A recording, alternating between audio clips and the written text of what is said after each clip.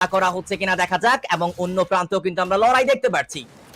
একদম সেটা কিছুক্ষণের আগে লড়াই কিন্তু শুরু হয়েছিল। কিয়ং বিএসএস এর থ্রুতে নক করেছেন, পেছন থেকে আবার অন ফায়ারের ড্যামেজ এসেছিল।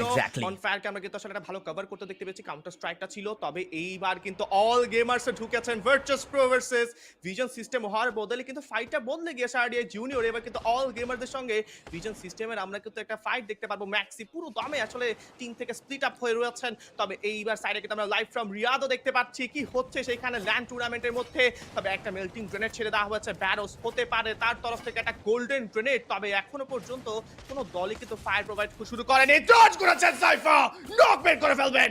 একটা instant headshot, instant reflex right now. সামনের দিক থেকে কিন্তু এবার এজি অবস্থা বুঝে ফেলেছেন, ফাইট কিন্তু এবার যেতে পারেন এজিদের দখলেই। এক্স্যাক্টলি, ম্যামথের সাইডে চলে এসেছে কিন্তু দুটো দল এবং পেইন তারাও এই জায়গাতে এখনো পর্যন্ত রয়েছে। ভার্চুয়াস প্রোদের উপরে আক্রমণ করবে ডায়মন্ড, তার জায়গাটা এখনো পর্যন্ত রিভিল হয়নি। অপোজিশন সাইড থেকেও কিন্তু একের পর এক মেল্টার, ফ্রিজ ব্যাংক সবগুলোই থ্রো করা হচ্ছে এবং সকল ধরনের ইউটিলিটিস দিয়ে পেইন গেমিংদেরকে ভালো পরিমাণে প্রেসার দেওয়ার চেষ্টা। এক্সপোজি ওয়ান হেডশট এন্ড প্রথম প্লেয়ারকে নক করলো ডায়মন্ড। ক্লোজ রেঞ্জে যাবে নেমলেস, ডায়মন্ড দুজনই নক হয়ে গিয়েছে। থার্ড প্লেয়ার ক্লোজ রেঞ্জে যাবে পিটার, তার কাছ থেকে আক্রমণ। পেইন গেমিং এর দুটো প্লেয়ার নক, ভার্চুয়াস প্রো থেকে এক্সপোজি লাস্ট ম্যান অ্যালাইভ এন্ড গ্রিউস তার কাছ থেকে একটা আলটিমেটাম সেখানে আমরা দেখতে পেয়েছি।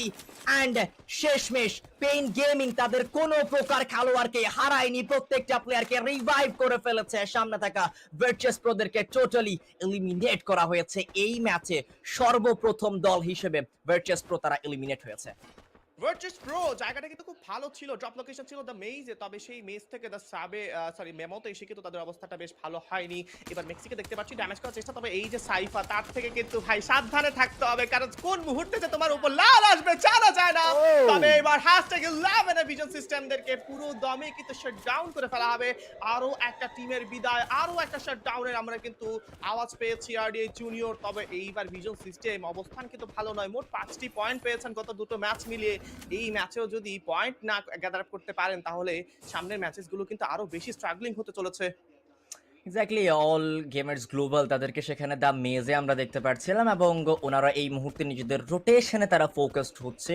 অন্যদিকে টিম ফ্যালকনস তারাও নিজেদের রোটেশনটাই ওনারা বেশি পরিমাণে প্রায়োরিটি দিচ্ছে। ধীরে ধীরে নিজেদের পরবর্তী যে গন্তব্য সেই দিকেই তারা কিন্তু রওনা দিয়ে দিয়েছে। শুরুতে দুটো এলিমিনেশন নিতে পেরেছে, এরপরে আর ওই রকম ভাবে তারা ফাইট এঙ্গেজ করেনি, নিজেদেরকে সেফ রেখেছে। লাস্টে গিয়ে তারা ফাইট এঙ্গেজ করবে, কিন্তু ম্যাপের অন্য প্রান্তে আবার ইভোস sports versus all gamers global তারা ফাইট করছে।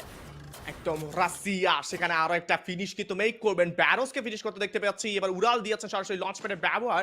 তবে মাথায় রাখতে হবে কিন্তু পেইন গেমিং যে কোনো মুহূর্তে কিন্তু এসে পড়তে পারে শর্ট রেঞ্জের ফাইট বাড়তি হতে